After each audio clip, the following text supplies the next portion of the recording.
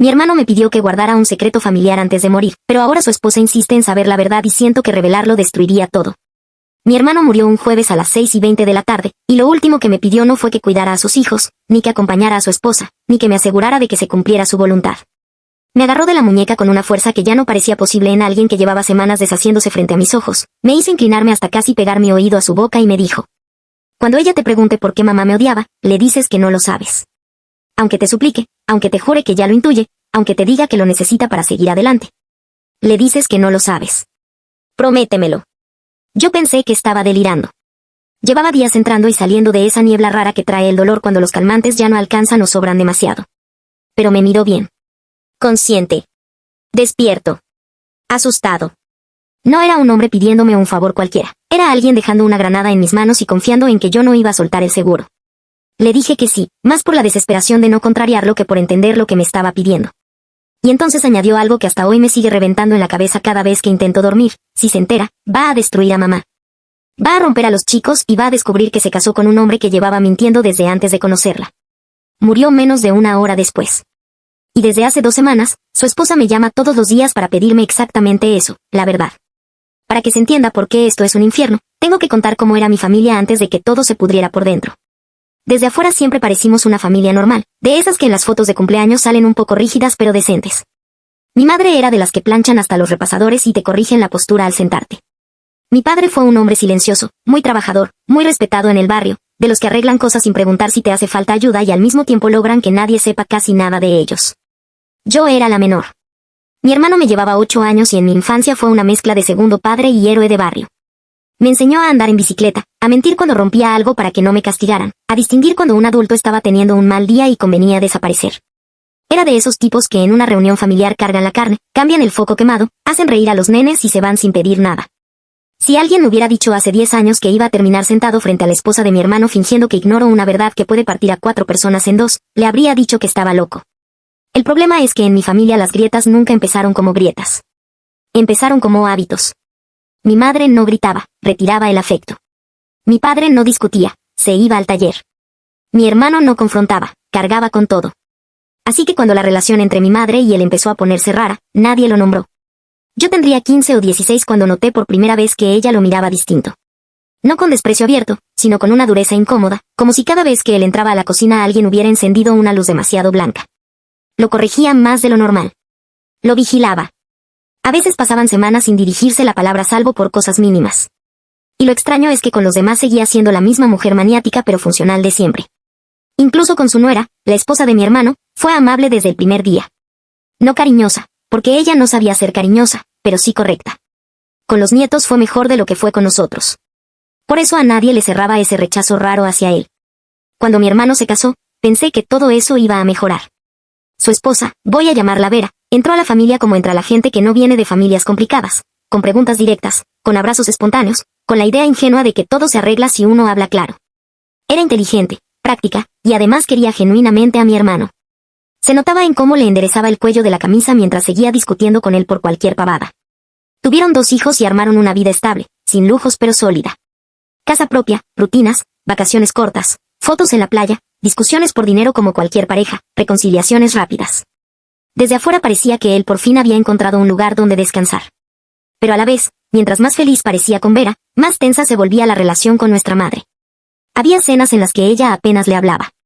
Hubo una Navidad en la que él se fue antes del brindis porque ella hizo un comentario sobre la sangre que tira aunque uno quiera negarla, y aunque todos fingimos que no entendíamos. Él la miró con una rabia tan vieja que a mí me dio miedo. Mi padre murió 3 años después de esa Navidad. Infarto. Rápido. Dejó poca plata, una casa ya pagada y la idea absurda de que al faltar el todo se iba a acomodar. Pasó lo contrario. Mi madre se volvió más rígida, más religiosa, más obsesionada con lo correcto. Mi hermano empezó a visitarla menos. Cuando iba, casi siempre salía con la mandíbula apretada. Una vez le pregunté qué pasaba y me dijo: hay cosas que es mejor no remover. Yo todavía no sabía que esa frase iba a perseguirme durante años. El primer indicio real de que había algo más serio apareció por accidente. Después de la muerte de mi padre, mi madre me pidió ayuda para ordenar unas cajas del altillo. Era una tarde de invierno, de esas en las que el polvo parece tener más peso. Entre boletas viejas, cuadernos y documentos encontré una carpeta marrón atada con una cinta. No estaba escondida, pero tampoco a la vista. Tenía el nombre de mi hermano escrito con la letra de mi madre y la fecha de hacía 32 años. La abrí pensando que serían papeles del colegio o certificados médicos. Lo primero que vi fue una copia de un acta de nacimiento. Lo segundo, una carta sin sobre, doblada 4 veces, dirigida a mi madre. No llegué a leerla completa porque ella me la arrancó de la mano con una velocidad que no le conocía. Me dijo, con una voz que nunca le había escuchado, eso no se toca. No me retó por curiosa, no inventó una excusa, no se rió nerviosa. Parecía aterrada. Cuando le pregunté qué era, se limitó a decir, basura vieja. Después guardó la carpeta en una bolsa negra y esa misma noche la quemó en el patio. Yo debí haber insistido. No lo hice. En mi familia no se insistía. Con el tiempo, empecé a conectar cosas. Mi hermano había nacido 7 meses después de la boda de mis padres, aunque en la familia siempre se contó que fue prematuro. Era una historia repetida tan a menudo que nadie la cuestionaba. Pero él no tenía secuelas, ni peso extremadamente bajo al nacer, ni nada que coincidiera con lo que luego supe que implica un parto así. Una tía, ya medio grande y con el filtro roto por la edad, una vez soltó en un velorio, menos mal que tu padre tuvo grandeza. Mi madre dejó de hablarle desde ese día.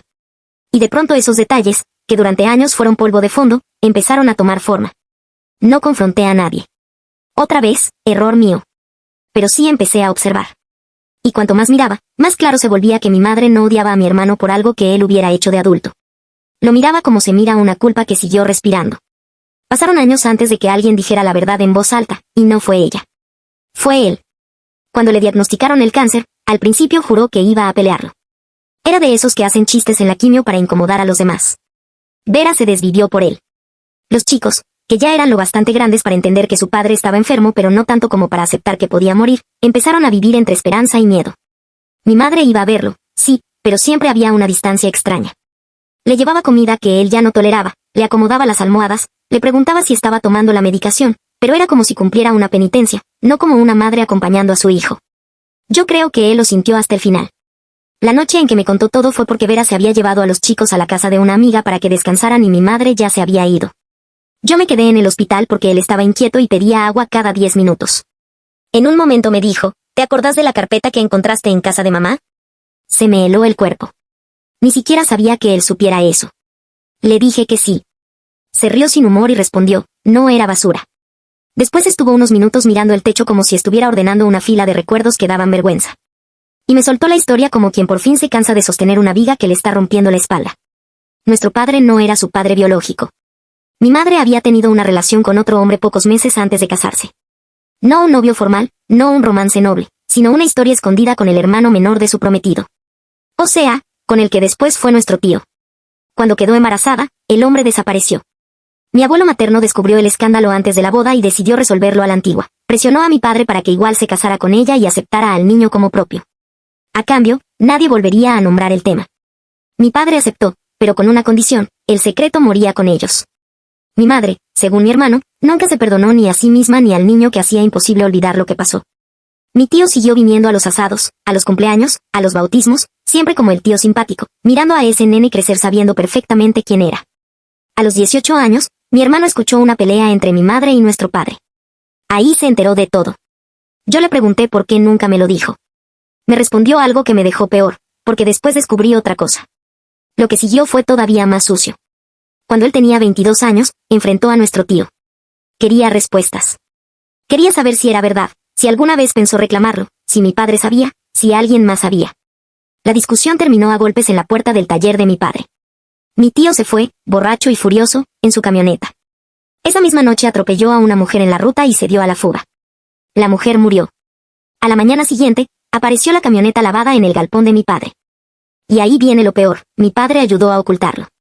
Reparó el frente, cambió piezas, inventó que el vehículo había estado parado semanas. Mi hermano los vio. Vio a nuestro padre y a nuestro tío trabajando juntos como si arreglaran una abolladura cualquiera. Cuando quiso denunciar, mi madre le suplicó de rodillas que no lo hiciera. Le dijo que si abría la boca destruía a la familia, que su padre, el hombre que lo había criado, iría preso por encubrimiento, que yo me quedaría marcada de por vida, que ella se mataría. Él tenía 22 años y una lealtad mal entendida. Calló. Le pregunté quién era la mujer. Bajó la mirada y me dijo algo que me hizo entender por qué Vera ahora estaba tan desesperada. La mujer atropellada era la hermana mayor de Vera. Yo me quedé helado. Vera siempre habló de esa pérdida como de una tragedia absurda, una herida antigua en su familia. Su hermana volvía de trabajar, era de noche, un vehículo la embistió y desapareció. El caso nunca se resolvió. Sus padres se murieron sin saber quién fue. Vera tenía 16 cuando pasó. Yo sabía esa historia. Habíamos llorado juntas por eso en una sobremesa años antes. Y mi hermano, que ya era su novio en esa época aunque no llevaban mucho, jamás le dijo nada. Se casó con ella sabiendo que su propia familia estaba vinculada a la muerte de su hermana. No porque él la hubiera causado, pero sí porque la verdad dormía bajo el mismo techo donde lo habían criado. Le pregunté si estaba seguro. Me dijo que sí. Que años después confirmó el nombre de la víctima al revisar el expediente cuando intentó, varias veces, reunir valor para hablar. También me dijo que nuestro tío murió de cirrosis antes de que él pudiera decidirse, y que desde entonces la verdad quedó suspendida entre la culpa, la cobardía y el miedo. Cuando conocí a Vera de verdad ya era tarde, me dijo. Al principio pensé que se lo iba a decir. Después la quise demasiado. Después nos casamos. Después nacieron los chicos. Después ya no había forma de decirlo sin arrasar con todo. Yo estaba tan indignado que ni siquiera pude fingir empatía. Le dije que entonces había construido su vida sobre una mentira. Me contestó, sí. Y no hay día que no lo haya pagado. Quise saber si Vera sospechaba algo. Él dijo que no exactamente, pero que siempre notó una rareza en mi madre, una incomodidad cada vez que en reuniones familiares salía el tema de la hermana muerta. También me contó que hacía unos meses, durante una internación, mi madre y él discutieron porque ella quería llevarse a la tumba todo. Él, ya enfermo y agotado, le dijo que pensaba escribir una carta. Mi madre le respondió que si lo hacía le destruiría la vida a sus hijos por puro egoísmo moral. Según él, esa fue la última vez que la vio llorar. Le pregunté por qué, si de todos modos estaba muriendo, me lo contaba a mí. Y ahí dijo algo que me rompió de otra forma, porque alguien tiene que decidir mejor que yo. Después me hizo prometer lo que ya conté al principio, que si Vera preguntaba por qué nuestra madre lo trataba así, yo iba a decir que no sabía. Que no le diera la pieza que faltaba para unir todo. Que si alguna vez la verdad salía, no fuera por mi boca. Según él, la culpa era de los muertos y de los cobardes, no de ella ni de los chicos. Ellos merecen conservar al menos la versión de mí que todavía pueden amar, dijo. Yo no quería prometerle eso. Pero estaba conectado a máquinas, consumido, con la respiración rota. Y yo fui débil. Después murió, y el secreto dejó de ser una historia ajena para convertirse en una presencia física en todas partes. En el velorio, mi madre lloró como nunca la había visto llorar. No de manera elegante, no en silencio, sino rota. Se agarraba del cajón como si quisiera pedirle perdón ahí mismo. Vera, agotada y aturdida, apenas podía mantenerse de pie. Los chicos estaban en ese estado terrible en el que todavía no terminan de entender que una sala llena de flores significa que su mundo cambió para siempre. Todo ya era insoportable sin necesidad de añadir nada. Yo pensé que quizá el secreto moriría efectivamente con él. Pero a los 4 días empezó el desastre. Vera vino a mi casa con una caja. Dentro había papeles del hospital, recibos, una agenda, 2 fotos viejas y una hoja arrancada de un cuaderno. La hoja estaba escrita por mi hermano. No era una carta completa, más bien un intento de empezar algo. Decía, si alguna vez leen esto, lo que más lamento no es haber callado, sino haber creído que amar era suficiente para compensarlo. Abajo había 2 nombres tachados y la palabra ruta. Nada más. Vera me preguntó si yo sabía de qué hablaba. Le mentí. Le dije que no. Ella me miró por un tiempo incómodo, como si estuviera comparando mi cara con un rompecabezas interno. Después me dijo, tu madre lo odiaba por algo. Él quería contarme algo sobre mi hermana. Lo sé. Antes de morir trató de hablar 2 veces y las 2 veces entró tu madre o apareció un enfermero. No me trates como a una nena. Ahí empezó a llamarme todos los días. Primero pensé que era el duelo hablando. Después comprendí que llevaba años intuyendo que había un puente entre la tensión familiar y la muerte de su hermana. Empezó a recordar detalles mínimos, silencios raros cuando se mencionaba el caso, una vez que mi madre dijo hay dolores que es mejor dejar cerrados. Otra ocasión en que sorprendió a mi hermano rompiendo unos papeles viejos y él se puso blanco. También encontró en el taller de la casa de mi padre una caja con piezas de camioneta guardadas sin sentido, demasiado antiguas para ser útiles. Y lo peor, consiguió, no sé cómo, una copia parcial del expediente del accidente de su hermana. En una nota policial aparecía el dato de que un testigo creyó ver una camioneta de un modelo y color que coincidían con la que tenía mi tío en esa época. Todavía no tenía prueba suficiente. Pero estaba cerca. Y cuanto más cerca, más me sentía yo convertido en cómplice. Intenté hablar con mi madre. Fui directo. Le dije que Vera sospechaba, que esto no iba a desaparecer, que quizá era mejor contar algo. Mi madre me respondió algo que me produjo una mezcla rara de asco y compasión. ¿Y de qué serviría ahora? ¿Va a resucitar a la hermana? ¿Va a sanar a mis nietos? ¿Va a devolverle a tu hermano el tiempo que vivió condenado por algo que no hizo con sus manos? Le dije que sí lo hizo, porque cayó. Y entonces me contestó, muy fría, cayó para proteger al único padre que lo quiso de verdad. Esa frase me dejó sin aire.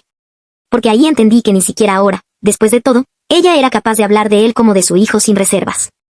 Le pregunté si alguna vez lo quiso. Se quedó callada tanto tiempo que ya no hizo falta respuesta. Desde entonces no duermo bien. Cada opción me parece una forma distinta de traicionar a alguien. Si hablo, destruyo el recuerdo que Vera tiene de su marido, rompo a 2 chicos que acaban de enterrar a su padre y convierto el final de su duelo en una investigación venenosa sobre abuelos, tíos y mentiras. También expongo a mi padre, que aunque muerto, no deja de ser el hombre que nos crió y que eligió encubrir un crimen. Si callo, protejo a los muertos y abandono a Vera a convivir con la intuición de que la engañaron durante media vida. La dejo defendiendo a un hombre que tal vez no habría elegido amar si hubiera sabido la verdad completa. Y, además, sigo participando del silencio que le negó justicia a su hermana durante años. El detalle que vuelve todo todavía más insoportable es que yo creo de verdad que mi hermano amaba a Vera. No tengo dudas. No la usó, no se acercó a ella por morbo, no ocultó la verdad con maldad cotidiana. La amó de la forma más humana y miserable posible, queriendo decir la verdad y postergándola hasta que se volvió inseparable de todo lo demás. Sé que eso no lo absuelve. Pero también sé que una persona puede ser al mismo tiempo cobarde y profundamente amorosa, y eso hace que condenarlo del todo me resulte más difícil de lo que quisiera admitir. Hace una semana, Vera me acorraló al salir del colegio de los chicos. No exagero con acorraló, me estaba esperando apoyada en el auto, con el motor apagado y esa cara que tiene la gente cuando lleva varios días sin dormir pero se sostiene a pura voluntad. Me dijo que ya sabía que el secreto no era una aventura, ni una deuda, ni otra familia. Me dijo que tenía claro que era algo anterior, algo de nuestra familia de sangre, algo conectado con la razón por la que mi madre trataba así a mi hermano. Después soltó la frase que más me hizo flaquear: si él se llevó a la tumba algo sobre mi hermana, yo necesito saber si me mintió para protegerme o para protegerse. Yo me quedé mirándola como un idiota, porque esa es exactamente la pregunta que me desarma. No sé cuál de las dos pesa más. Creo que empezó protegiéndose y terminó convenciéndose de que también la protegía a ella. Le dije que no sabía nada. Me respondió: entonces mírame a los ojos y repítelo. No pude. Le dije que no podía hablar de cosas que mi hermano me hubiera contado en privado, y en cuanto lo dije supe que había cometido un error horrible, porque confirmó lo que ella sospechaba. Se le llenaron los ojos de lágrimas, pero no lloró. Solo sintió como quien termina de acomodar una pieza dolorosa. Me dijo: perfecto. Entonces no me dejas otra opción. Le pregunté cuál opción. Dijo que iba a pedir el expediente completo, hablar con quien hiciera falta, revisar documentos de la familia, incluso remover la sucesión si encontraba algo que demostrara encubrimiento. Antes de subirse al auto añadió algo que desde entonces me persigue: tú todavía estás eligiendo entre proteger a tu hermano y hacer lo correcto. Yo ya perdí demasiado tiempo respetando silencios ajenos. Desde ese día no dejó de llamarme, pero ya no para suplicarme, sino para decirme las cosas que va encontrando. Que mi tío estuvo cerca de la ruta esa noche. Que la fecha del arreglo grande en el taller de mi padre coincide con el accidente. Que encontró una foto donde se ve la camioneta semanas antes con un accesorio que después desapareció y que podría haber sido la pieza hallada en la escena. Nada definitivo, pero suficiente como para que empiece a parecer no una intuición loca, sino una verdad enterrada a medias. Y acá estoy. Mi madre jura que si hablo no vuelva a verla nunca más. Me dijo que abrir esa puerta ahora es convertir a los hijos de mi hermano en los nietos de un encubridor y sobrinos de un asesino. Dice que Vera actuará por furia, no por justicia, y que al final los únicos que van a pagar serán los vivos inocentes. Una parte de mí cree que tiene razón en eso último, aunque deteste darle la razón en cualquier cosa. Vera, por su parte, cree que ya está pagando algo que no eligió, años de matrimonio construido sobre una ausencia de información que le correspondía. Y también tiene razón. Yo estoy en medio, sosteniendo una promesa hecha a un moribundo que no sé si merece ser honrada. Lo peor es que no me siento una buena persona en ninguna de las versiones posibles. Si hablo, traiciono a mi hermano en el único pedido concreto que me hizo antes de morir. Si callo, traiciono a Vera, a la memoria de su hermana y quizá hasta a mí mismo, porque sé que el silencio fue el idioma que arruinó a mi familia durante décadas. Me sorprendo pensando en que habría querido realmente mi hermano si hubiera tenido una semana más, un mes más, menos dolor, más coraje. Tal vez me pidió silencio porque todavía estaba atrapado en la lógica de proteger a todos menos a sí mismo. Tal vez porque, incluso al final, siguió siendo el chico de 22 años al que le enseñaron que hablar destruye familias y callar las conserva, aunque se pudran por dentro. O tal vez simplemente era un hombre aterrado de ser recordado como el esposo que se acostó al lado del duelo de su mujer durante años sin decirle que compartía mesa con quienes le habían robado la verdad. A veces imagino qué pasará si no digo nada y Vera descubre todo sola. Creo que sería peor. No solo por la mentira original, sino porque entonces yo quedaría como otra capa más del engaño. Ya no sería la hermana confundida atrapada entre lealtades, sino la persona que la miró a la cara, sabiendo, y eligió dejarla sola investigando la muerte de su propia hermana mientras enterraba a su marido. Pero cuando estoy a punto de decidirme, veo a mis sobrinos. Veo al mayor intentando hacerse fuerte porque cree que ahora le toca ocupar el lugar del padre. Veo al menor preguntando cosas prácticas, como si la rutina pudiera domar la muerte. Y me imagino el momento en que alguien les diga que su abuelo encubrió un atropello, que su tío abuelo fue quien mató a su tía de sangre política, que su abuela lo sabía, que su padre lo supo toda la vida adulta y no dijo nada. ¿Qué hace esa información en una cabeza de 13 o 14 años? ¿Qué clase de herencia es esa? No sé si estoy buscando consejo o absolución. Probablemente ninguna de las dos exista. Sé que la verdad suele sonar noble en abstracto, pero en la vida real llega cubierta de restos, de tiempos malos, de personas que ya no pueden defenderse y de inocentes que igual terminan alcanzados. También sé que el silencio no fue neutral nunca. Cada año que pasaba sin que Vera supiera algo, alguien estaba decidiendo por ella.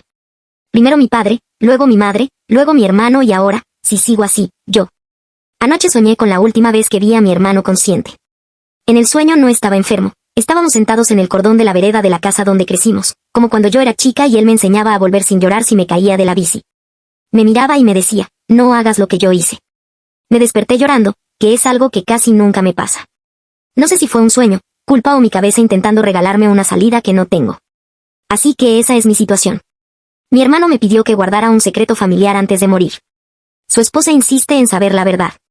Mi madre exige silencio. Los niños están en el medio. Y yo, que durante años critiqué a mi familia por barrer todo debajo de la alfombra, ahora me doy cuenta de lo fácil que es convertirse en ellos cuando te toca decidir con nombres, caras y funerales encima. Todavía no sé qué voy a hacer. Pero siento que, diga lo que diga o calle lo que calle, algo ya quedó destruido hace mucho tiempo y recién ahora estamos oyendo el ruido. Actualización. Llegó un punto en el que me di cuenta de que ya no estaba decidiendo si decir la verdad o no. En realidad estaba decidiendo cuánto tiempo más iba a fingir que todavía tenía control sobre algo. Vera seguía avanzando sola, reuniendo piezas como alguien que arma un rompecabezas con los bordes rotos. Y cada vez que me llamaba para contarme un detalle nuevo, yo sentía que el secreto que mi hermano me había dejado en las manos pesaba un poco más. Durante varios días evité verla. Contestaba sus mensajes con frases cortas, excusas, silencios. No porque creyera que así todo iba a desaparecer, sino porque necesitaba entender que era exactamente lo que estaba protegiendo. La promesa que le hice a mi hermano empezó a sentirse distinta cuando lo pensé con calma. Él no me pidió que protegiera a mi madre, ni que protegiera a mi tío, ni siquiera que protegiera la reputación de nuestro padre. Me pidió que no fuera yo quien destruyera la imagen que Vera tenía de él. Eso fue lo que más me atormentó. Porque yo sí conocía a mi hermano. Lo suficiente como para saber que si hubiera tenido más tiempo, probablemente habría terminado diciendo la verdad. Era el tipo de persona que cargaba con todo hasta que ya no podía respirar. Y entonces explotaba. El problema es que se murió antes de llegar a ese momento. Una noche fui a ver a mi madre otra vez. Esta vez no fui a discutir, ni a pedirle permiso para nada. Fui porque quería verla como lo que era, una mujer vieja que llevaba décadas viviendo con un secreto que había terminado por devorar a todos. Estaba sentada en la cocina, con la misma bata que usaba desde que murió mi padre. Cuando entré ni siquiera se sorprendió. Le dije que Vera estaba muy cerca de descubrir la verdad. Mi madre se quedó quieta un momento. Luego preguntó algo que me pareció terrible. ¿Y tú qué vas a hacer? No dijo qué debemos hacer. Dijo tú. Le respondí que todavía no lo sabía. Entonces me contó algo que nunca había dicho antes.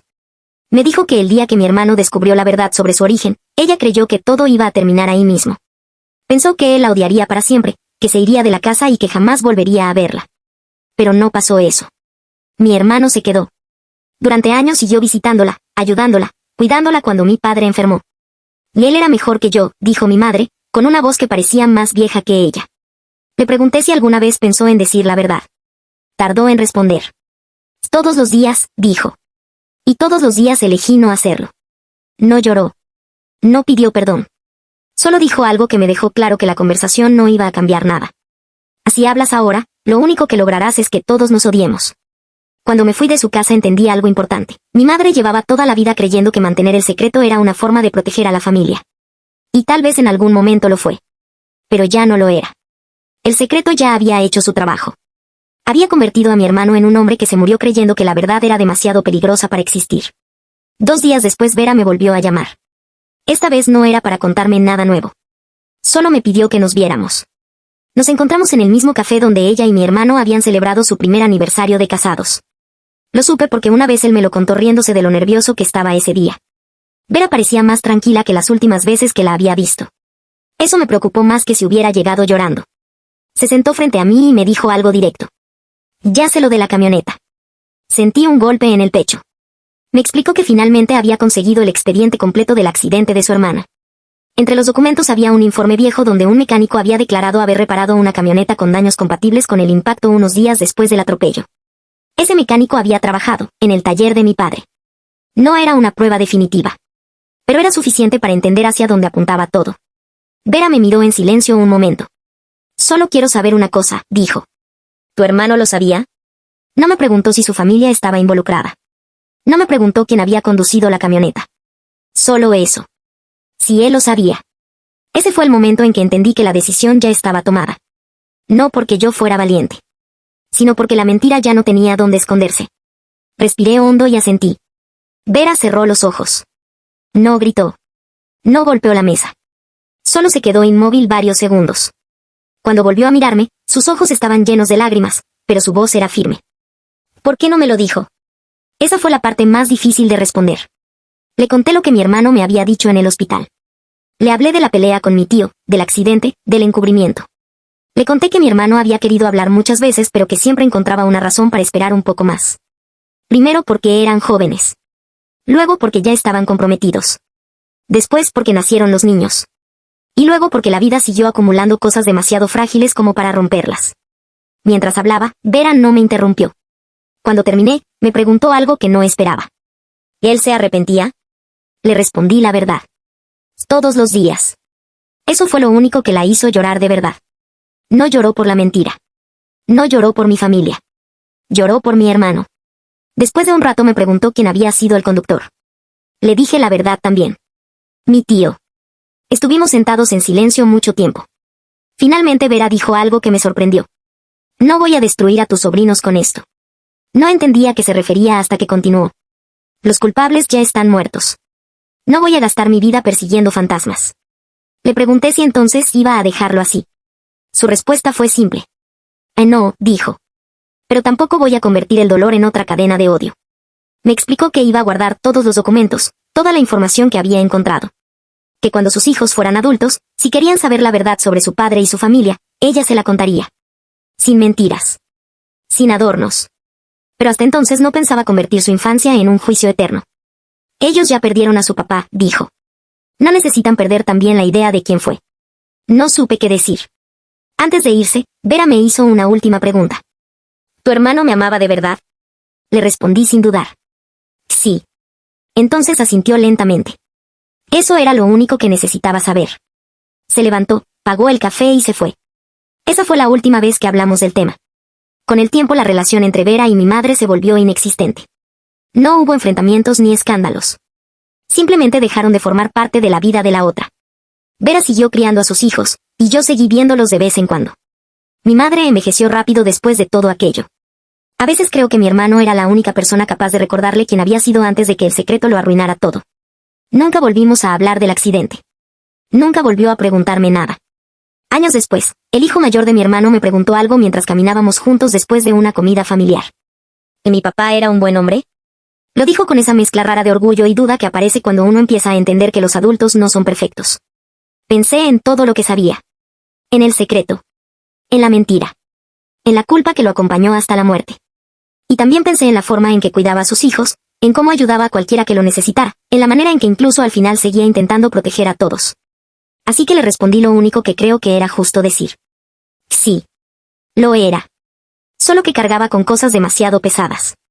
El chico asintió, como si esa respuesta tuviera sentido. Esa noche entendí algo que mi hermano probablemente aprendió demasiado tarde. Las familias no se rompen solo por la verdad o por las mentiras. A veces se rompen por el peso de las cosas que nadie supo cómo decir a tiempo. El secreto no desapareció. Sigue existiendo, guardado en documentos, en recuerdos y en silencios. Pero al menos ya no vive solo dentro de mí. Y tal vez eso era lo único que realmente necesitaba cambiar.